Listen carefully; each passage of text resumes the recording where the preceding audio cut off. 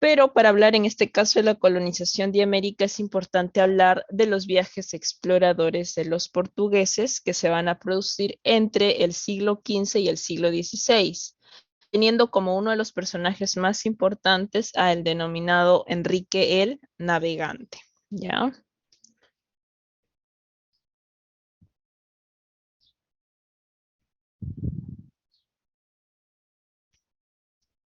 Muy bien. Para referirnos en este caso a Enrique el Navegante, inicialmente se encargó de conquistar la ciudad africana de Ceuta. Esto ocurrió hacia el año 1415. Posteriormente a esta conquista, ¿no?, de la ciudad de Ceuta, decide retirarse a su famoso castillo de Sagres.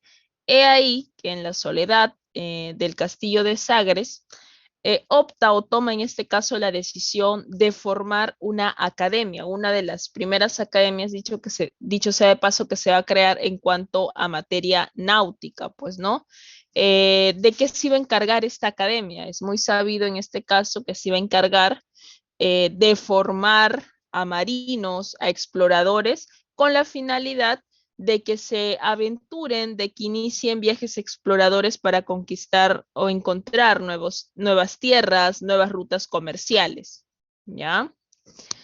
¿Quiénes van a ser en este caso los que conformaron en su momento la Academia de Sagres? Bueno, destacados geógrafos, cosmógrafos, cartógrafos y marinos de la época. También, además de crear la Escuela Náutica en Sagres y uno de los observatorios astronómicos más importantes de toda Europa, el tipo de materias que se enseñaban en la Academia de Sagres era el tema del manejo de la brújula, el astrolabio, las cartas, los portulanos y la navegación. ¿Dónde se encontró ubicado el castillo de Sagres? En el denominado Cabo de San Vicente. Luego tenemos a los principales exploradores portugueses que se aventuraron, pues, ¿no?, para encontrar nuevas rutas comerciales, para encontrar nuevos territorios. Uno de ellos va a ser Bartolomé Díaz, ¿ya? Uno de ellos va a ser Bartolomé Díaz. Bartolomé Díaz, en este caso, va a dibujar la trayectoria de color rojo. Esa va a ser su trayectoria que realiza, ¿ya?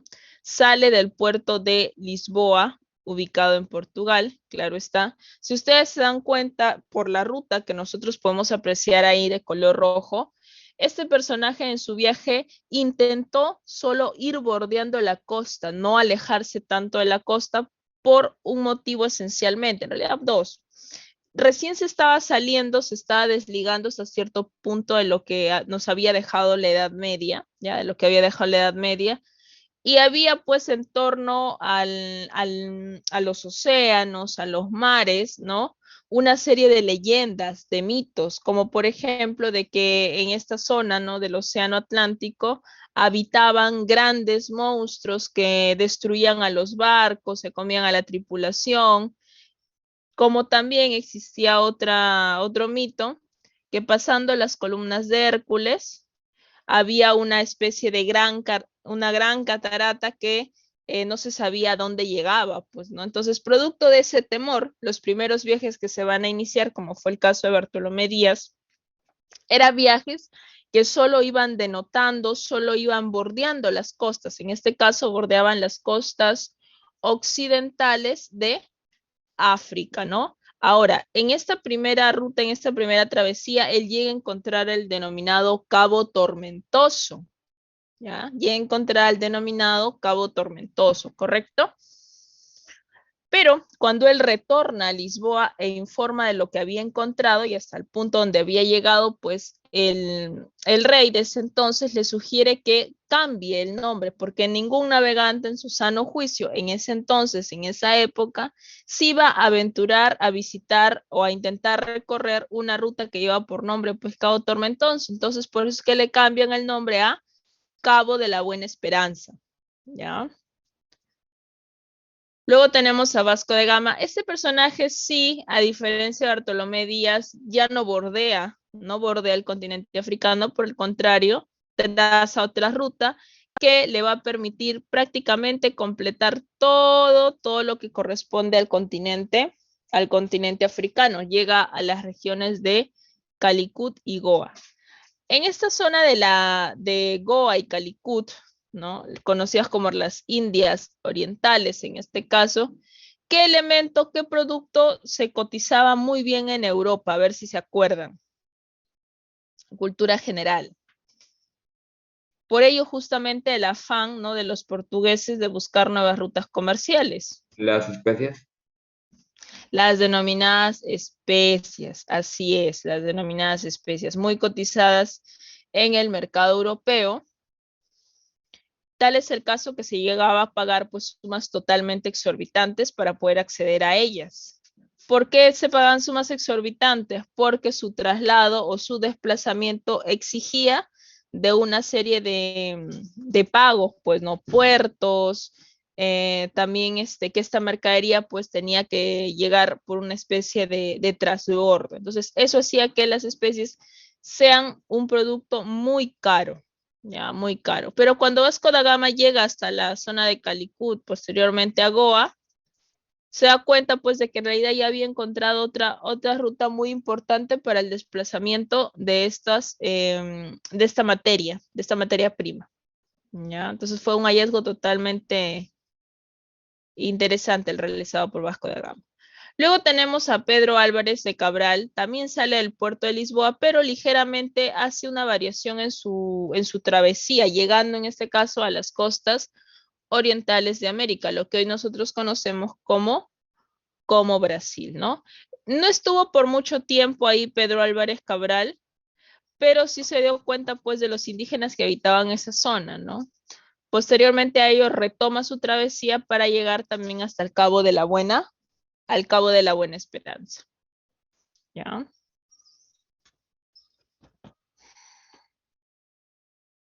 Bien, luego tenemos a los viajes exploradores de los españoles. Uno de los personajes más importantes aquí van a ser definitivamente Cristóbal Colón, a pesar de que su proyecto pues iba de un lado a otro, que vamos a explicar esa parte ahorita. ¿Cuáles fueron las causas o las motivaciones económicas y sociales que conllevaron que España, siendo un imperio por ese entonces, aunque un imperio fragmentado, y ya te voy a explicar por qué, opte en este caso por iniciarse en el tema de las rutas comerciales o de la navegación, porque los primeros en este caso fueron los portugueses, posteriormente le siguen los españoles. En primer lugar, por el desarrollo del capitalismo mercantil. En segundo lugar, el comercio con las Indias y la búsqueda de una nueva ruta hacia el oriente. ¿Ya? Desarrollo del capitalismo mercantil y comercio con las Indias y la búsqueda de una nueva ruta hacia el oriente.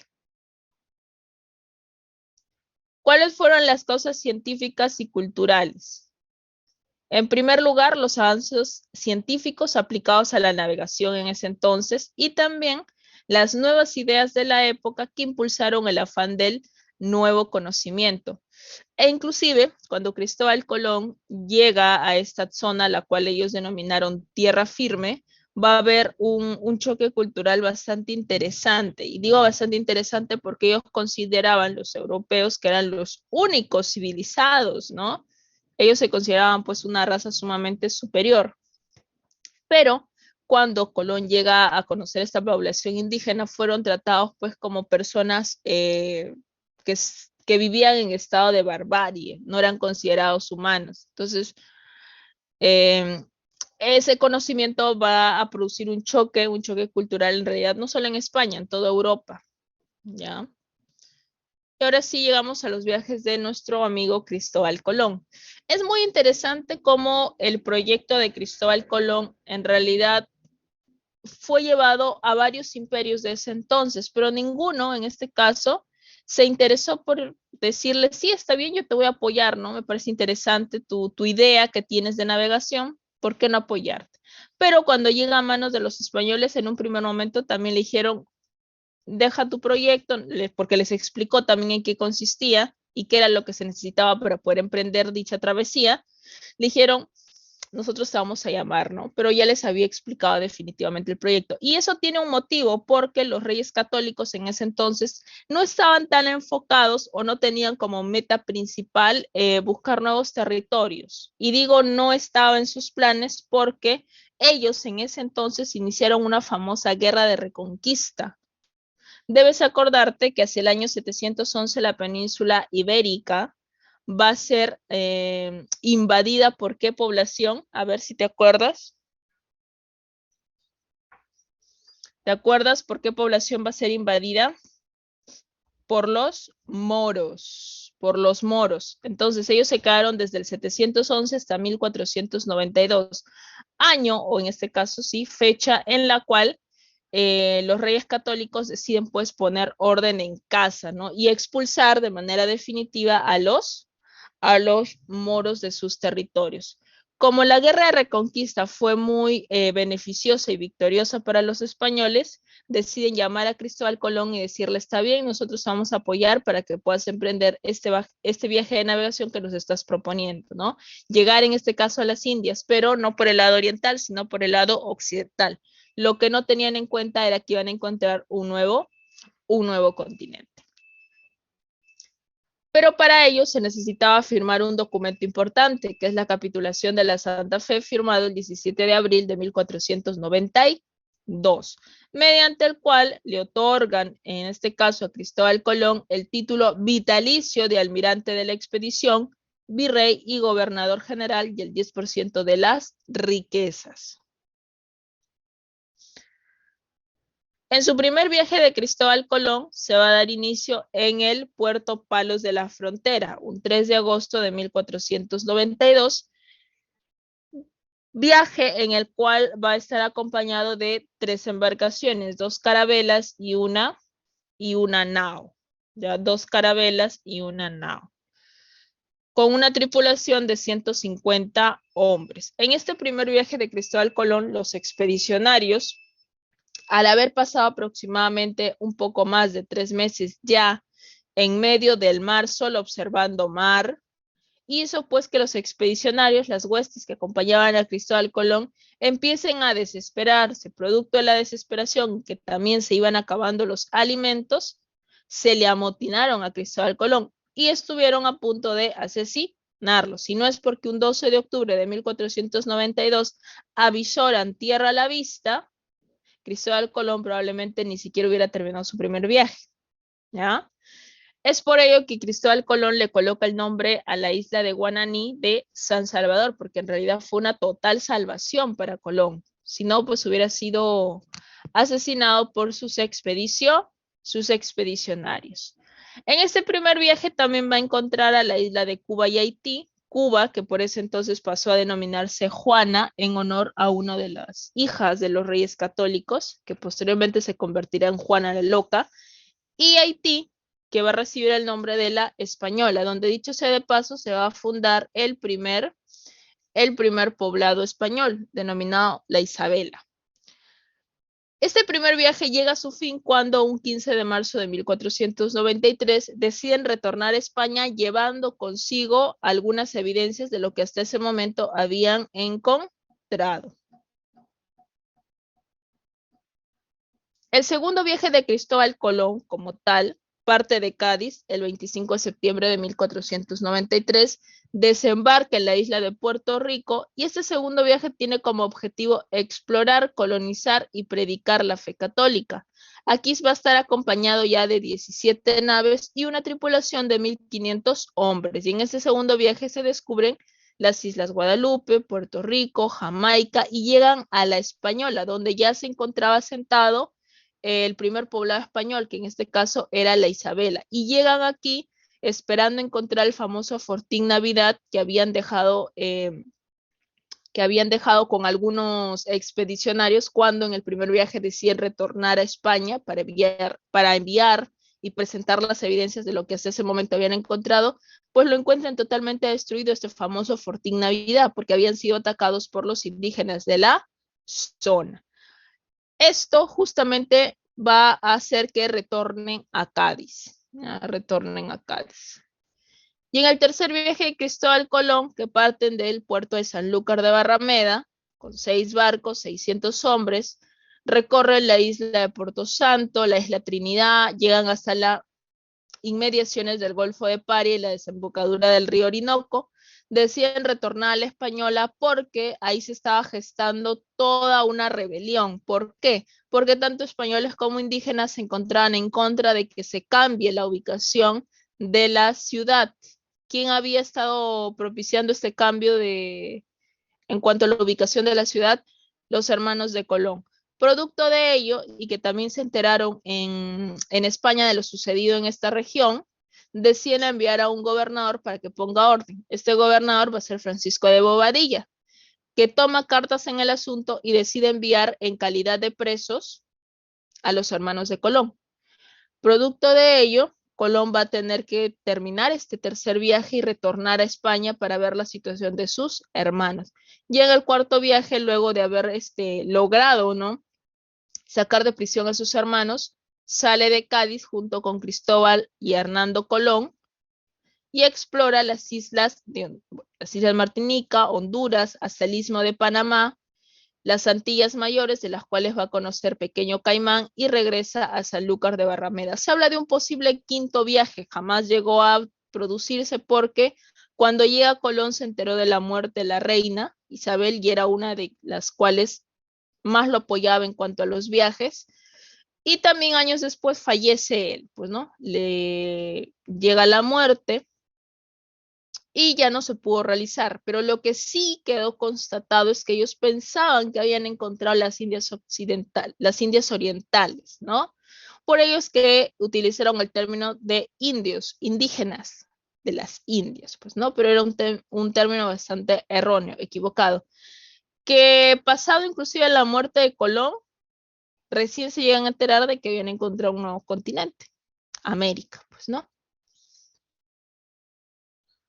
Luego tenemos a los denominados buscadores del Virú. Ustedes saben, chicos, que el nombre de nuestro país nació o es considerado un nombre mestizo. A ver, ¿sabían eso? ¿Sabían eso, chicos? ¿Qué me pueden decir? ¿Qué me pueden decir? Sí. Muy bien, entonces el nombre de nuestro país es un nombre mestizo. Y digo mestizo porque surge, ¿no?, a partir de un indígena que pronunció mal y un español que escuchó también mal el nombre de Perú, ¿no? En realidad fue Virú, Pirú y quedó como Perú.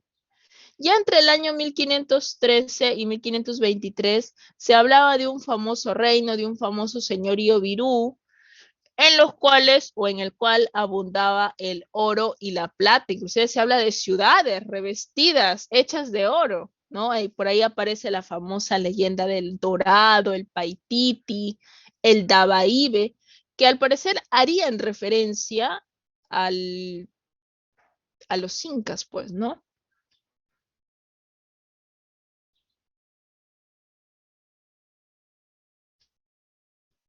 Muy bien. Entonces, acá está justamente que cuando los españoles se van a establecer en tierra firme, ya no me refiero al primer punto donde llegó Cristóbal Colón y pensó que era tierra firme, pero en realidad era una región insular, ¿no? Islas en este caso, no. Ahora ya me refiero cuando pasan a esta zona que hoy conoceríamos pues como Panamá, que es a la cual se le conoce con el nombre de tierra firme.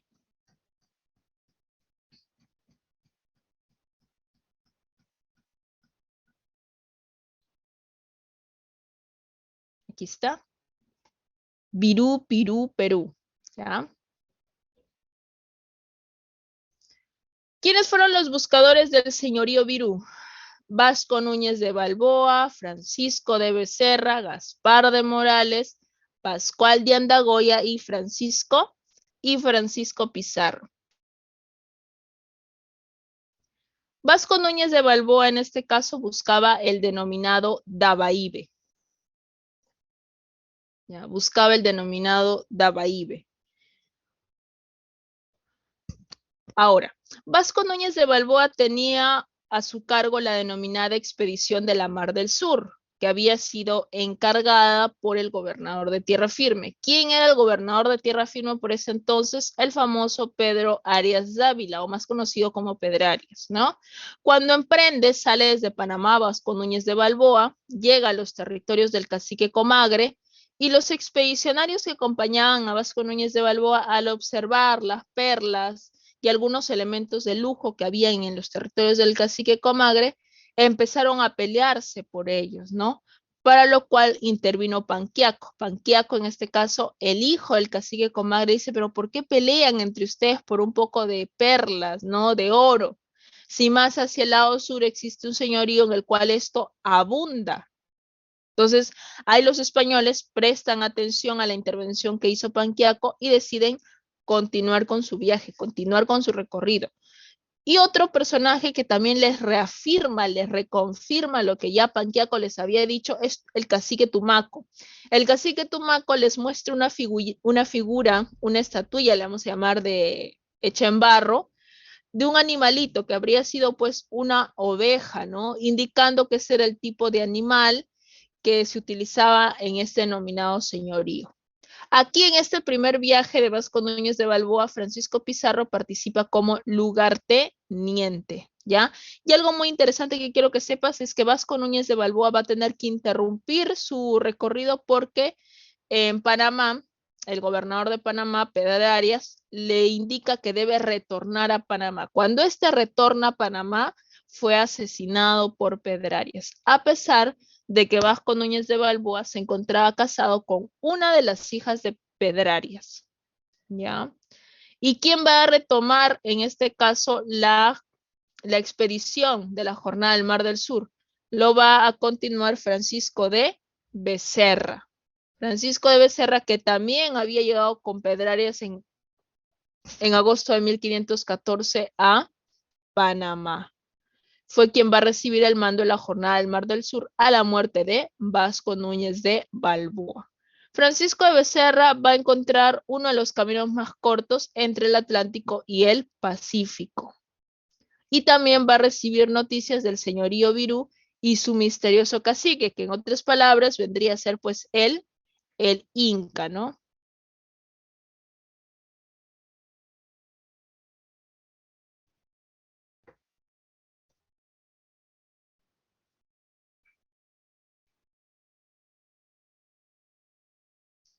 Luego tenemos a Gaspar de Morales. En esta expedición realizada por Gaspar de Morales, también Francisco Pizarro va a participar como lugarteniente.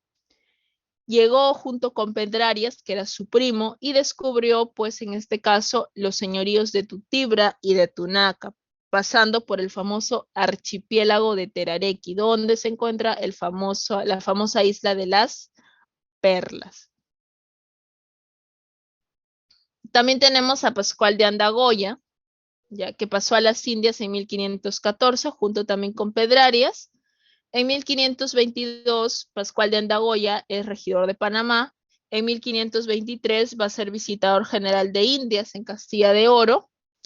Regresó a Panamá y en su viaje ya se hablaba del Perú, donde por primera vez vamos en este caso a escuchar propiamente dicho el nombre de nuestro país. Ahora, si ustedes se dan cuenta, en la mayor parte de expediciones de las cuales hemos hablado hasta el momento, de los buscadores del señorío Virú, ya participa un joven Francisco Pizarro, producto lo cual ello le permitió adquirir experiencia para que cuando él decide gestar, ¿no? Dar origen a su propia famosa compañía Jornada de Levante, sea totalmente beneficioso para él, porque ya hasta cierto punto tenía conocimiento, pues, ¿no? Tenía conocimiento.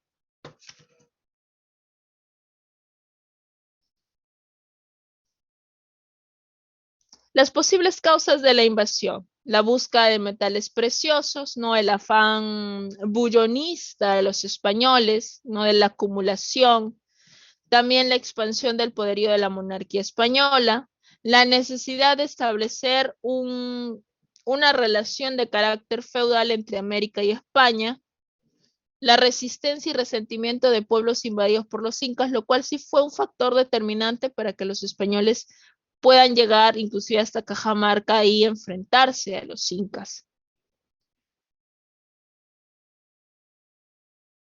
El colaboracionismo de etnias vecinas a los españoles y lamentablemente pues cuando llega Pizarro y sus huestes ya estaba gestándose el conflicto entre panacas, ¿no? Entre Huáscar y Atahualpa. ¿Quiénes fueron los socios de la invasión o de la empresa de Panamá o Compañía o Jornada de Levante? Diego de Almagro, Francisco Pizarro y Hernando de Luque. Diego de Almagro, encargado del reclutamiento de soldados y el aprovisionamiento de los buques. Francisco Pizarro, el encargado de dirigir en este caso la expedición. Y Hernando de Luque, el encargado de gestionar los fondos y licencias. Recordemos que la empresa de Levante fue un negocio privado. Había un financista oculto que había utilizado a Hernando de Luque como un testaferro. Este financista oculto sería Gaspar de Espinosa, ¿ya? Gaspar de Espinosa. Pero aquí también un Pedro Arias Dávila, a un gobernador de tierra firme, decide pues que quiere intervenir, quiere formar parte de lo que se encuentre en esa expedición y para ello les indica a los socios de la conquista que si ellos querían realizar sí o sí su expedición, necesitaban de él, en este caso de Pedro Arias, que les dé una autorización para que lo hagan, ¿no? Que era algo pues bastante común en ese entonces.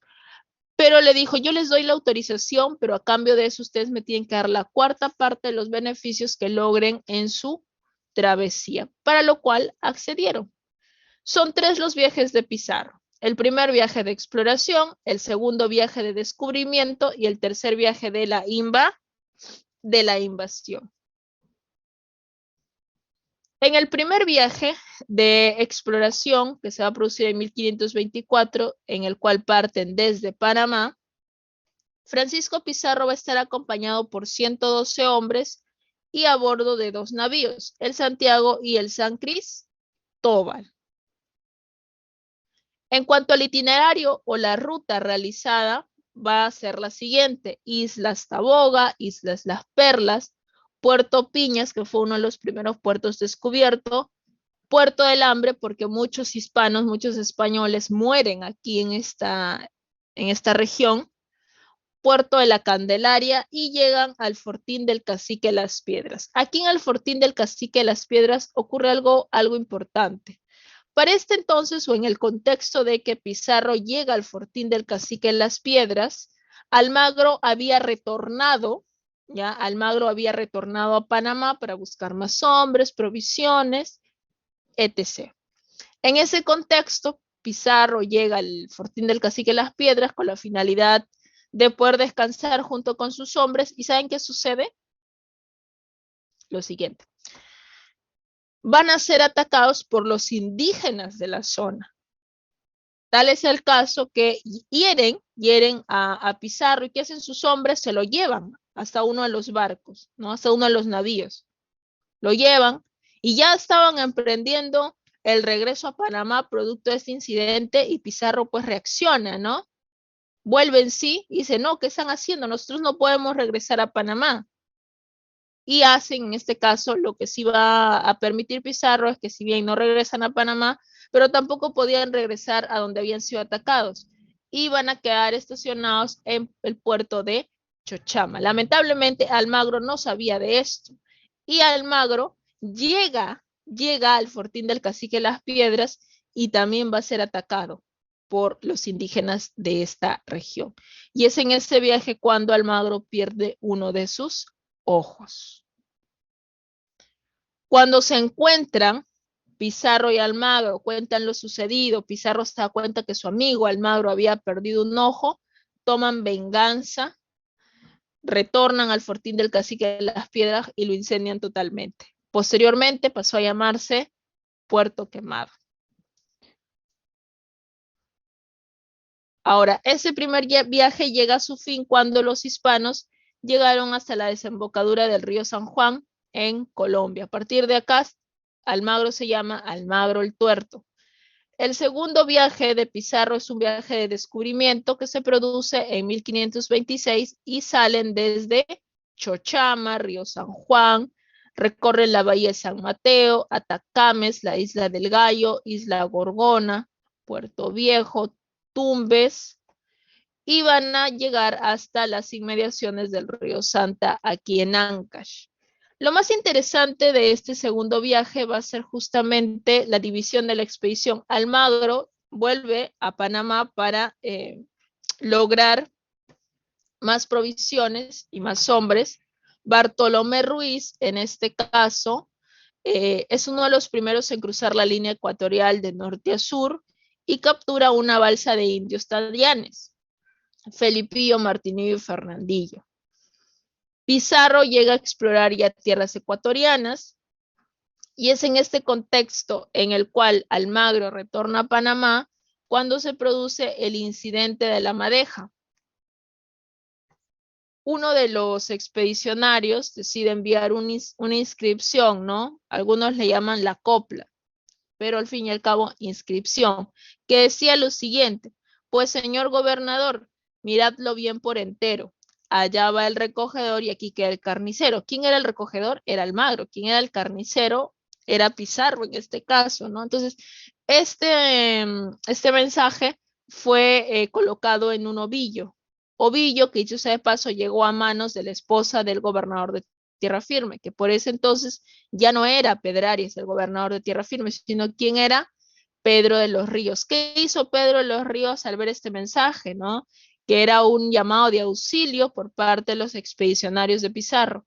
Envió al capitán Juan de Tafur a recoger a esos expedicionarios y traerlos hasta Panamá. He ahí cuando surge el incidente de los 13 del Gallo. Pizarro aquí va a plantear esa disyuntiva, ¿no? Por este lado se va a Panamá a ser pobres, por este al Perú a ser ricos. Escoja el que fuere buen castellano, lo que más bien le estuviere. Él cruzó la línea y solo lo siguieron 13 ambiciosos y valientes cristianos. Ahí es donde se produce el famoso incidente de los 13 del Gallo. Luego se va a firmar la capitulación, ¿ya? Se firma la famosa capitulación de Toledo un 26 de julio de 1529. ¿Y saben por qué surge esto? Porque el gobernador de Tierra Firme, ¿cómo se llamaba por ese entonces el gobernador de Tierra Firme, chicos? A ver, lo he mencionado ya. Pedro Arias Ávila. No, ya no era Pedrarias, ya. Ya no era Pedro de los Pedrarias. Ríos. Pedro de los Ríos, era otro Pedro. Pedro de los Ríos, ¿no? Sucede que Pedro de los Ríos ya no les quería dar la autorización para que continúen con los viajes de expedición, por lo mismo el incidente de la Madeja, el incidente del Ovillo, ¿no? Entonces, ¿qué hicieron Almagro y Hernando de Luque? Le dijeron a Pizarro, ¿sabes qué? Anda tú, habla con los reyes católicos, Isabel y Fernando, y que te den una autorización, una capitulación, donde se nos indique qué obtenemos nosotros si es que vamos, en este caso, a conquistar esta región de la cual tanto se está hablando. Es por ello que Pizarro como tal va a España, hace este viaje y en ese viaje se firma la capitulación de Toledo. Fue firmada en Madrid entre Pizarro y la reina Isabel. ¿Por qué no figura aquí el rey?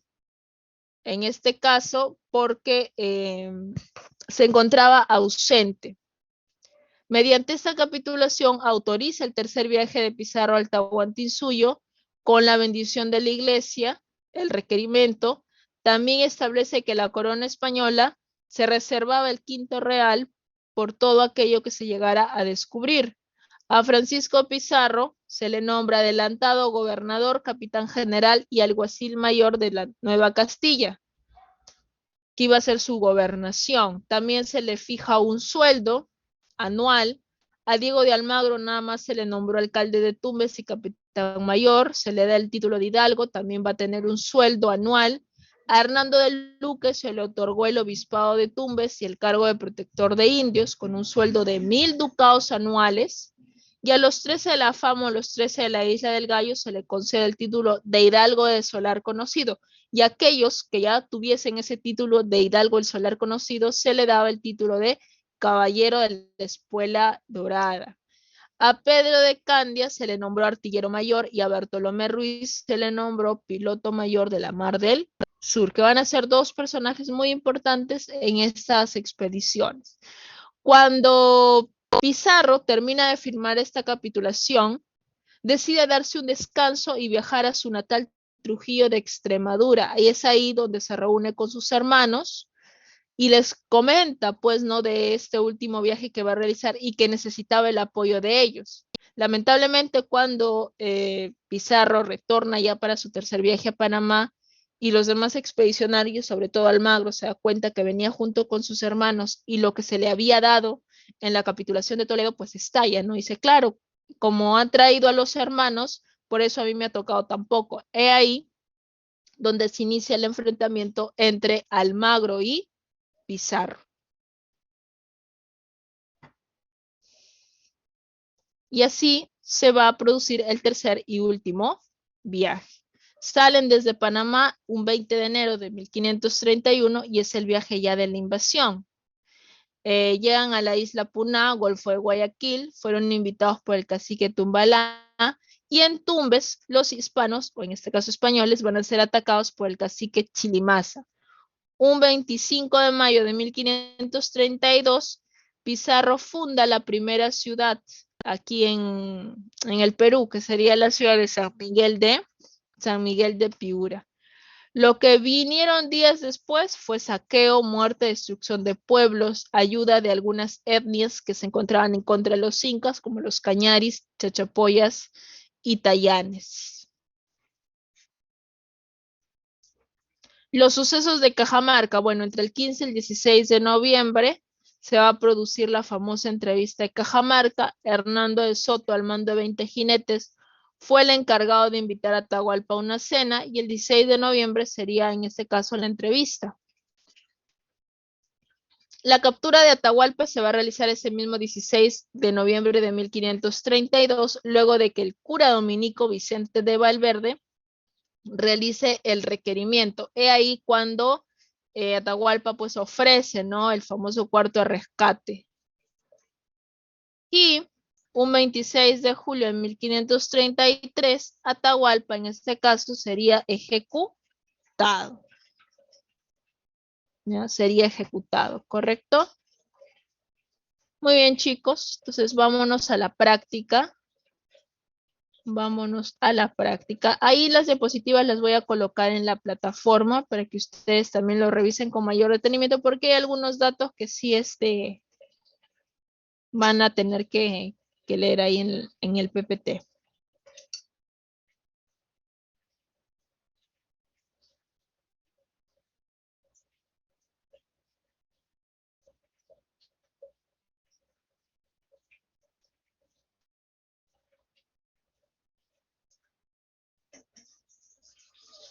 Pregunta 1 dice, uno de los siguientes enunciados no corresponde al viaje explorador de Pizarro.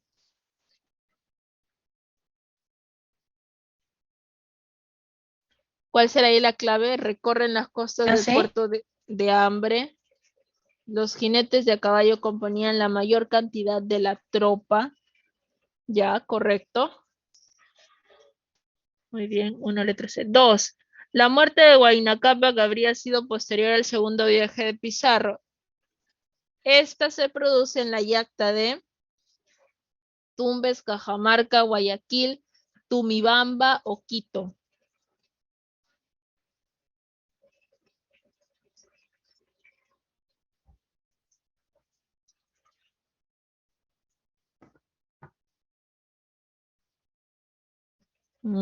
¿Dónde se produce la muerte de Huayna Cápac? En la ciudad de Tumibamba. ¿Tú sabes de qué murió Huayna Cápac? Y dicho sea de paso, también su sucesor. ¿De qué murió Huayna Cápac y su sucesor? El famoso Ninan Coyuchi. Ambos mueren de viruela. ¿No? 3. Uno de los siguientes enunciados no corresponde al viaje descubridor de Pizarro.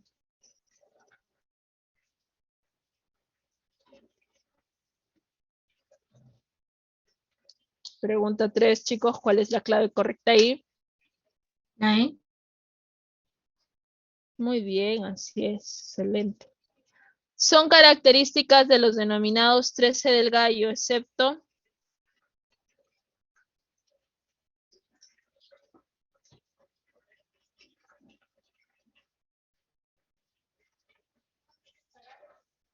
son características de los denominados 13 del gallo, excepto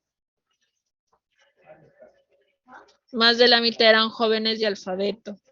5. Se puede afirmar que los dos primeros viajes de Pizarro contaron con el respaldo económico de la Casa de Castilla, fueron una empresa de carácter privada, tomaron una ruta exclusivamente terrestre, estuvieron integrados exclusivamente por peninsulares, fueron auspiciados políticamente por la Casa Borbónica.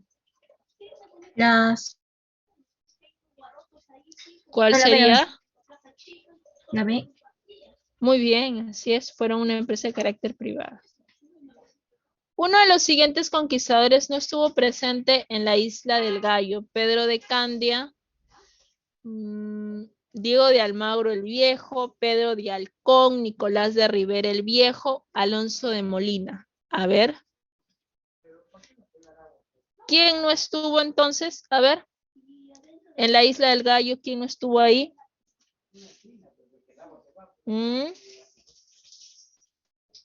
Muchachos. Recuerden que uno de los socios, a ver, ¿qué? No estuvo Pedro de Candia, no, él sí estuvo ahí, sí estuvo Pedro de Candia. Diego de Almagro. Diego de Almagro el Viejo es el que no estuvo, estaba en Panamá, había retornado a Panamá. La capitulación de Toledo concedió títulos, mercedes y gobernaciones, entre las cuales se mencionan, excepto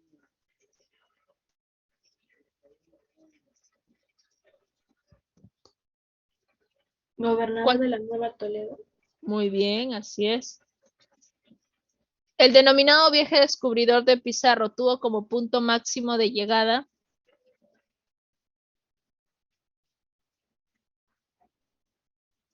la desembocadura del río Santo. La desembocadura del río Santa. 8, letra B.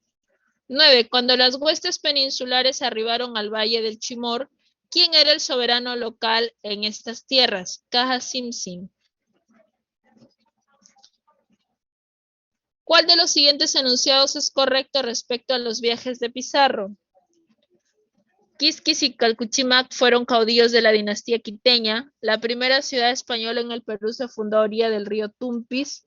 La marcha a Cajamarca estuvo encabezada por la infantería. Hernando de Soto se une a la empresa de Pizarro en el segundo viaje. En el viaje conquistador, los españoles reciben una embajada enviada por Huayna Cápac. 10, letra A. En el tercer viaje, el arribo del aborigen Sinquichira al Valle del Chira tenía como finalidad servir de guía a los peninsulares hacia Cajamarca, buscar el apoyo de Pizarro a la resistencia de Huáscar en la Sierra Central, espiar el real poderío de los denominados viracochas, colaborar con el proceso de evangelización de las etnias andinas, buscar una entrevista entre Pizarro y Atahualpa. La C. 11, letra C, espiar el real poderío de los denominados viracochas. 12. Según la versión oficial de los cronistas, ¿quién comandaba el pelotón de jinetes que arribó por primera vez al campamento atahualpista en Pultumarca?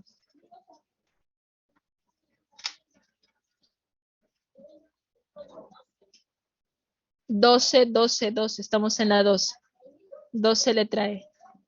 La guerra civil entre atahualpistas y huascaristas tiene su punto culminante en Quevaipampa. Ya, Quevaipampa.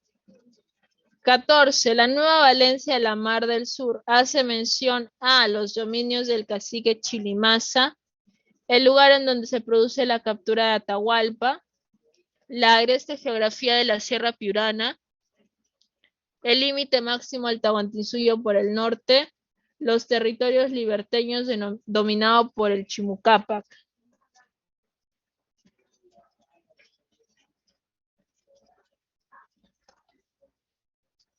La Nueva Valencia de la Mar del Sur. ¿A cuál se le denominó la Nueva Valencia de la Mar del Sur?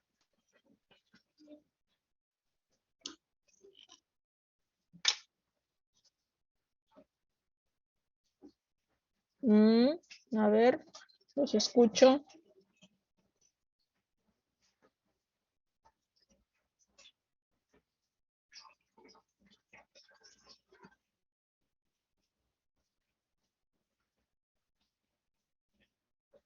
Catorce letras, los dominios del cacique Chilimás. Pedro Sancho de la Hoz y fueron los secretarios del gobernador Pizarro en el reparto del tesoro de Atahualpa. Francisco de Jerez. En realidad, la ceremonia del requerimiento tenía como finalidad evitar los enfrentamientos entre las diferentes etnias del Incario, negociar el sometimiento voluntario de los indios a cambios de títulos de nobleza, justificar ideológicamente la agresión sobre el aborigen, convencer a los indios de la bondad de su idolatría y hacerlos vasallos de la iglesia, respetar las tradiciones andinas e incorporarlas paulatinamente al mundo occidental.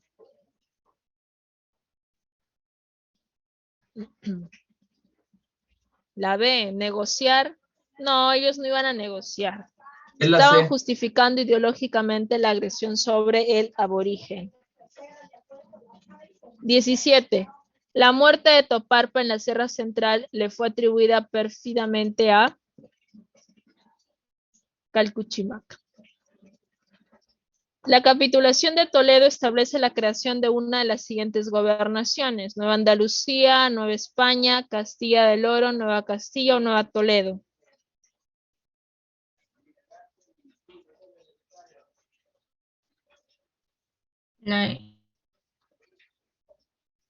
Nueva Castilla. Durante la captura de Atahualpa en Cajamarca, ¿quién comandó la artillería española desde el cerro Rumitanta?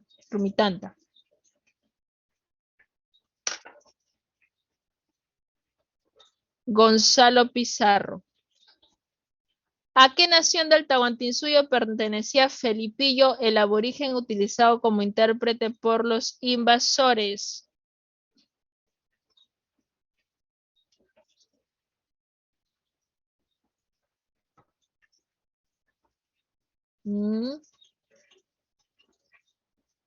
Era Huanca, ya era Huanca. Muy bien, chicos, si a nadie en este caso le falta ninguna de las claves o hay algún estudiante de repente que no logró marcar a tiempo, a ver, alguna de las claves de la práctica. La 17. 17 letra C. 17 letra C.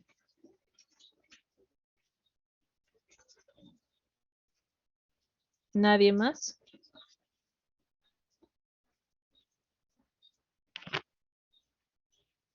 Creo que no. Muy bien. Muy bien, chicos. Entonces de aquí nos reencontramos pues hasta la siguiente semana. Ya nos vemos. Hasta luego. Hasta luego, profesora.